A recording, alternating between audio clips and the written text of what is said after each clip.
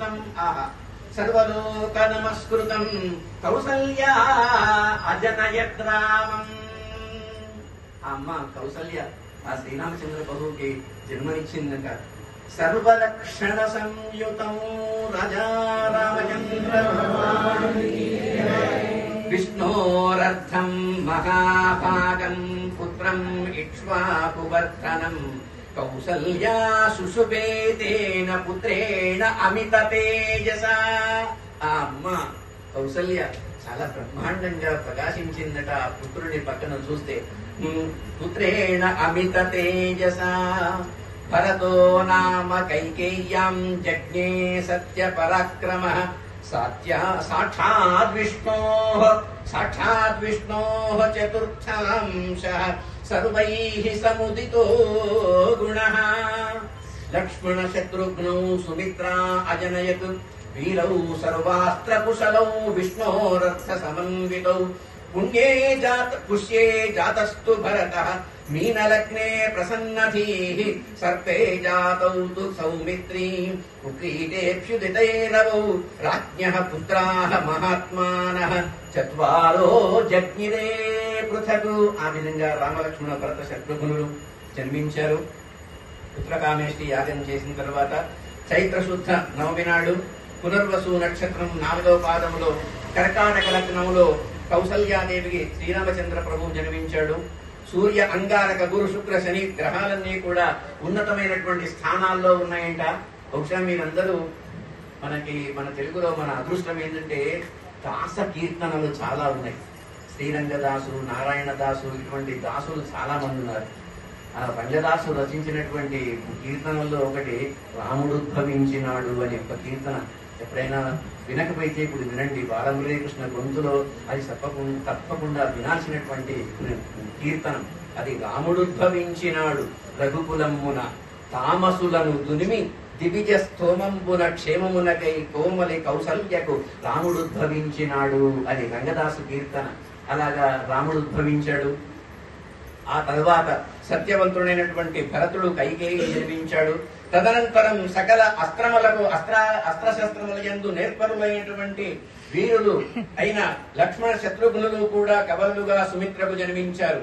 అయితే చైత్రశుద్ధ దశమి నాడు పుష్యమీ నక్షత్రాన మీనలగ్నమున భరతుడు పుట్టాడు. ఆ మరునాడు ఆశ్లేష నక్షత్రాన కర్కాటక లగ్నంలో లక్ష్మణ శత్రుఘ్నులు కూడా జన్మించారు. అలాగా జన్మించిన తర్వాత 11 రోజులు గడిచిన తర్వాత నామకర్మ తథాకరోతు. వశిష్ఠుడిని పిలిచాడు మహర్షిని. నామకర్మ తథాకరోతు జ్యేష్ఠం రామం మహాత్మానం. పెద్దవాడికి రాముడు అని పేరు పెట్టాట. రెండవ వాడికి భరతుడు అని పేరు పెట్టాట. సుమిత్రకు మొదట జన్మించిన వాడికి లక్ష్మణుడు అని పేరు పెట్టాట. 4వ వాడికి శత్రుఘ్నుడు అని పేరు పెట్టాట. వశిష్ఠ పరమప్రీత నామాని కృతవాంస్తదా. అలా వాళ్ళందరికీ నలుగురికి 4 పేర్లు పెట్టాడు. ఎందుకు పెట్టాడు అంటే రమంతే సర్వే జనాః గుణైః అస్మిన్ పరవశీభూత్వా ఇది కృత్వా అస్య నామ రామః. అది ఆ రాముడిని చూస్తుంటేనే, ఇక్కడ ఉన్న ఆ రాముడిని చూస్తూనే మనకి ఆనందం కలగట్లేదు. ఆ రోజుల్లో నిజమైన రామచంద్రుడిని చూసినటువంటి వాళ్ళ భాగ్యం ఏమని చెప్తాం మనం. అందుకోసం అందరికీ ఆ దివ్య పురుష విగ్రహాన్ని చూస్తూనే మహత్తరమైనటువంటి ఆనందం కలిగింది. కాబట్టి వశిష్ఠ మహర్షి చాలా ఆలోచించి రాముడు అని పేరు పెట్టాట.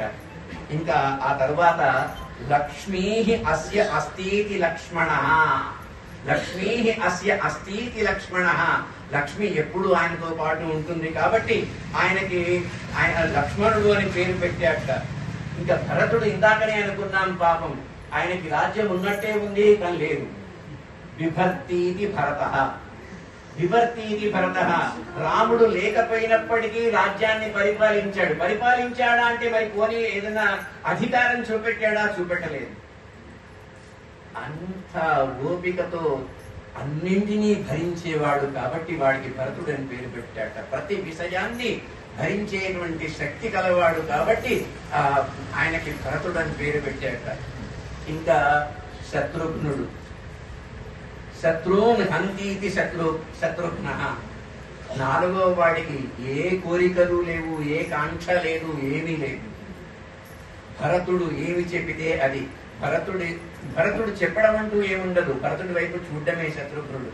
అలాగా మనం ఇందాక చెప్పుకున్నాం, అరిషడవర్గాన్ని జయించినటువంటి వాడు శత్రుఘ్నుడు.